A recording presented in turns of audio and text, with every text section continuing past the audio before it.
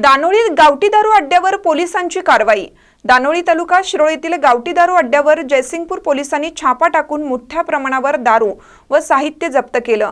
मात्र पोलिसांची चाहूल लागताच संशयितांनी घटनास्थळावरून पलायन केले।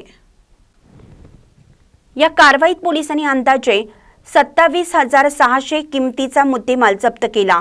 यात 150 लिटर उकळते रसायन, 450 लिटर कच्चे रसायन, 60 लिटर तयार गावठी दारू तसेच प्लास्टिकच्या नळ्या, बॅरल व अन्य साहित्यांचा समावेश आहे। ही कारवाई सोमवारी सायंकाळी दानोळी येथील चव्हाण ओढ्यालगत करण्यात आली। विठ्ठल अण्णाप्पा कांबळे राहणार बेघर वसाहत दानोळी असं पलायन केलेल्या संशयिताचं नाव आहे।